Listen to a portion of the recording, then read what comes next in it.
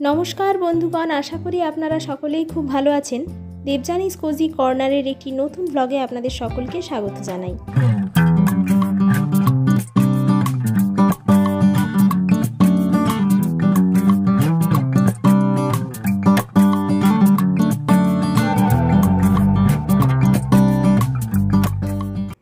दिनटा छिलो 26 জানুয়ারি 2024 আর আমাদের ছিল ওই দিন হায়দ্রাবাদ যাওয়ার ডেট। দুপুর 2টোর সময় বেলদা থেকে আছে আমাদের ট্রেন।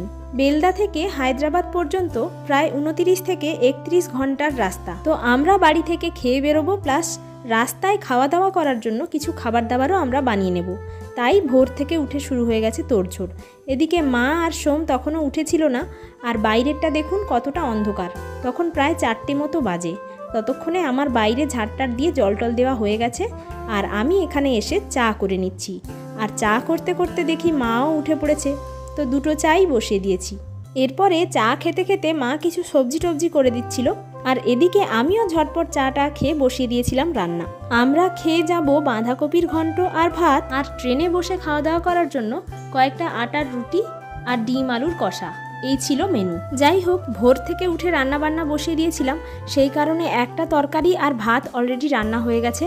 আর এখানে মাটির কড়াইটাতে আমি বাঁধাকপির ঘন্ট বসিয়েছি, আর একটা ডেকচিতে চাপিয়ে দিয়েছি জল। পরপর জল গরম হবে আর আমরা তিনজনে একে একে স্নান করব, কারণ তখন ছিল শীতকাল। এরপর প্রথমে আমি স্নান করে নিয়েছি, আর এসে ড্রায়ার দিয়ে চুলটা শুকিয়ে নিচ্ছি, কারণ একে তো ঠান্ডা হাওয়া বাইরে প্রচুর, প্লাস আমার মাথায় থাকবে টুপি, তাই চুলটা না শুকালে টুপিটা পরা যাবে না। আর এই যে জামাটা আমি এখন পরে আছি, এম বাজারে 300 টাকা দিয়ে কিনেছিলাম। জামাটা আমার খুব পছন্দ ছিল, কারণ এম বাজারে যখন গিয়েছিলাম জামাটা ট্রাই করেছিলাম, দেখেছিলাম যে জামাটা একে তো খুব পাতলা, প্লাস কমফোর্টেবল, আর ফিটিংসটাও খুব ভালো। যাই হোক, এবার সমস্ত কাজ গুছিয়ে দিয়ে আমরা বসে গেছি খাওয়া দাওয়া করতে। খাওয়া হয়ে গেলেই আমরা বেরিয়ে পড়ব। আমাদের লাগেজ ব্যাগপত্র সব আগের দিন রাত থেকেই গুছিয়ে রেডি করে রাখা আছে। খাবার দাবারও প্যাক করা হয়ে গেছে, এখন শুধু মা আসার অপেক্ষা। মা এলেই আমরা বেরিয়ে যাব। আমাদের কাঁথি থেকে বেলদা যাওয়ার রাস্তাটা খুব একটা ভালো নয়, তাই যেখানে কাঁথি থেকে বেলদার ডিস্টেন্স প্রায় 1.5 ঘন্টা বা 1 ঘন্টা 40 মিনিট মতো, সেখানে বাসে করে ওই খারাপ রাস্তা দিয়ে যাওয়ার জন্য প্রায় সময় লেগে যায় 2 থেকে 2.5 ঘন্টা। আর যদি লোকাল বাস হয় তাহলে তো কথাই নেই, অনেকটা লেট করে গিয়ে পৌঁছায়। তাই আমরা একটু অ্যাডভান্স বেরিয়ে চলে এসেছিলাম। যাই হোক, আমরা কিন্তু বাসে ওঠার প্রায় 2 ঘন্টা 20 মিনিট মতো পরে বেলদা স্টেশনে এসে পৌঁছাতে পেরেছি। বেলদায় বাস থেকে নামলে প্রায় 2-3 মিনিটের হাঁটা পথ অতিক্রম করলেই বেলদা স্টেশন। এবার বেলদা থেকে হায়দ্রাবাদ যাওয়ার ট্রেনগুলো বেশিরভাগই আসে 2 নম্বর প্ল্যাটফর্মে। এবার 2 নম্বর প্ল্যাটফর্মে পৌঁছানো যায় রেল লাইনের একদিক থেকে আরেক দিকে যাওয়ার জন্য ওপর দিয়ে যে ফ্লাইওভারের মতো সিঁড়িগুলো করা থাকে, সেগুলো দিয়ে যেতে হয়। আর সঙ্গে বেশি লাগেজপত্র থাকলে বা কোনো ছেলে মানুষ না থাকলে তো কথাই নেই, সেই লাগেজপত্রগুলো বয়ে বয়ে একটা সিঁড়ির এদিক থেকে ওইদিকে নিয়ে যেতে কিন্তু আমাদের অনেকটাই কষ্ট হয়েছিল। যাই হোক, এখন চলুন দেখে নেওয়া যাক আমাদের ট্রেন জার্নিটা কেমন ছিল। তো আমাদের ট্রেনটা ছিল 26 জানুয়ারি, আর হায়দ্রাবাদে আমরা পৌঁছেছিলাম 27 জানুয়ারি সন্ধেবেলা 8টার সময়। যাই হোক, 26 তারিখ ট্রেনে উঠে আমি আর কোনো ভিডিও বানাইনি। তারপর রাতে খাওয়া দাওয়া করে শুয়েও গেছি আমরা। পরের দিন মানে 27 তারিখ সকাল থেকে আবার বানিয়েছি ভিডিও। তো 27 তারিখ সকালবেলায় আমাদের ব্রেকফাস্টে ছিল ইডলি আর বড়া, যেটা আমরা ট্রেনে থেকেই কিনেছিলাম।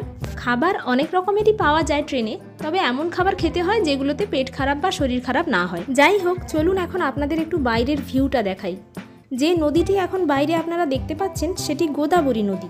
নদীটা অনেকটাই চওড়া, আর তখন যেহেতু শীতকাল ছিল তাই কুয়াশায় চারদিক ঢাকা রয়েছে। আমার মনে হয় নদীটার যে ভিউ আপনারা দেখছেন, দেখে নিশ্চয়ই বুঝতেই পারছেন যে নদীটা কতটা পরিমাণে চওড়া। তার কারণ মাঝখানে যে এই বালি এরিয়াটা আপনারা দেখছেন, এটা কিন্তু নদীর মাঝখানে চড়া পড়েছে। ট্রেনে হায়দ্রাবাদ আমরা বহুবার গেছি এসছি, আর যখনই এই গোদাবরী নদী পার হওয়ার সময় আসে, অনেক যাত্রীদেরকে দেখেছি গেটের কাছে বা জানলার কাছে গিয়ে কয়েন ছুঁড়ে দেন নিজেদের মনস্কামনা করে। সে সময় তারা মা গঙ্গাকে স্মরণ করেন।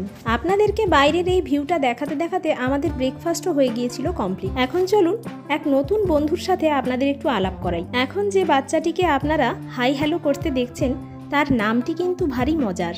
ঘন্টু। ট্রেনে যাতায়াত করার সময় এরকম অনেক মানুষের সাথেই আমাদের দেখা হয় আর অনেক দুষ্টু মিষ্টি মুহূর্ত তাদের সাথে আমাদের তৈরি হয়। তো এই ঘন্টুর সাথে আমার ছেলের হয়ে গিয়েছিল বন্ধুত্ব, তাই এখন ওরা দুটিতে মিলে একসাথে বসেছে। দেখুন তো, ওদের দেখলে কেউ বলবে যে ট্রেনেই ওদের আলাপ হয়েছে।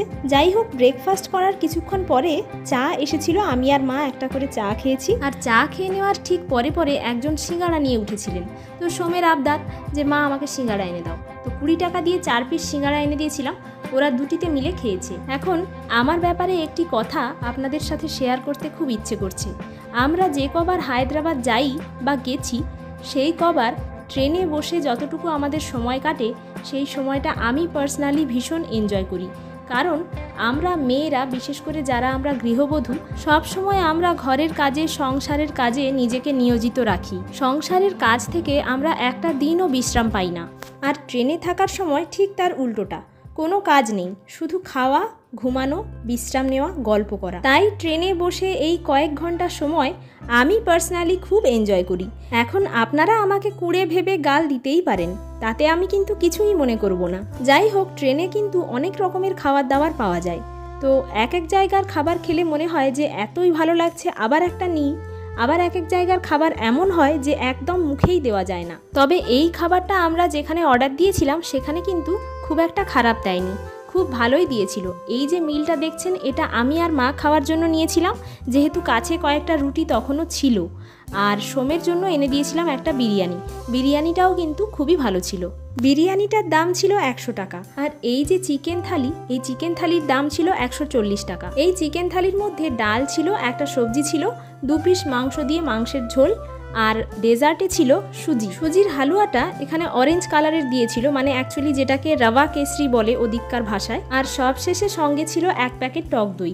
আর এই ট্রেনের খাবার দাবারগুলোও ট্রেনের মধ্যে ভালো সময় কাটানোর একটা কারণ। চলুন, এখন যতক্ষণ আমরা লাঞ্চ করে নিচ্ছি, ততক্ষণ আপনারা একটু বাইরের ভিউটা এনজয় করুন।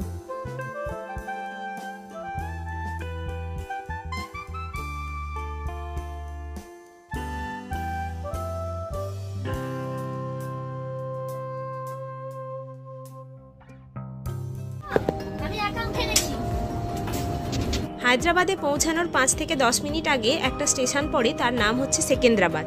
আর সেকেন্দ্রাবাদে কিন্তু অর্ধেকের বেশি যাত্রী নেমে গেছে ট্রেন থেকে। তো ট্রেনটা এখন প্রায় খালি।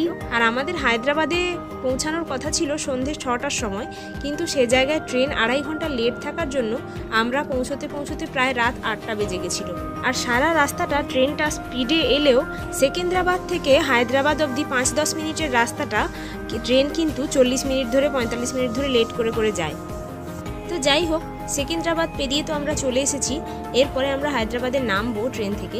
তো এখন যে জিনিসপত্রগুলো ছিল সেগুলো আস্তে আস্তে করে একটু একটু করে গোছগাছ করে নিচ্ছিলাম। সোমের বাবা কিন্তু অলরেডি আমাদেরকে রিসিভ করার জন্য হায়দ্রাবাদ স্টেশনে এসে বসে আছে। যাক, আমরা এবার পৌঁছে গেছি হায়দ্রাবাদ। সোমের বাবা এসে এক এক করে আমাদের লাগেজগুলো নামিয়ে নিচ্ছে। এরপর আমরা এখান থেকে বেরিয়ে স্টেশনের সামনে থেকে অটো ধরবো, আর অটো ধরে চলে যাব সোমের বাবাদের রুমে। বছরে এই একবার বা দুবার বাবাকে কাছে পায়, তাই বাবাকে সঙ্গে পেয়ে গেলে ওরা আর কাউকে লাগে না। তাই বাবার সাথেই আগে আগে হাত ধরে চলে যাচ্ছে হেঁটে। আপনারা যারা ইউটিউব থেকে ভিডিওটি দেখছেন, তারা চাইলে দেবযানীস কোজি কর্নারের ফেসবুক আর ইনস্টাগ্রামটাও ফলো করে নিতে পারেন।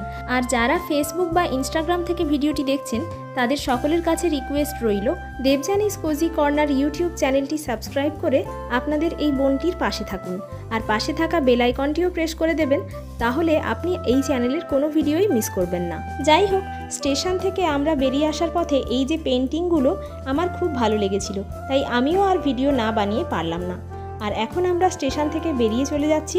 এখন আমরা ধরে নেব অটো আর চলে যাব সোমের বাবাদের রুমে। তাহলে চলুন, নেক্সট ব্লগে খুব শিগগির দেখা হচ্ছে।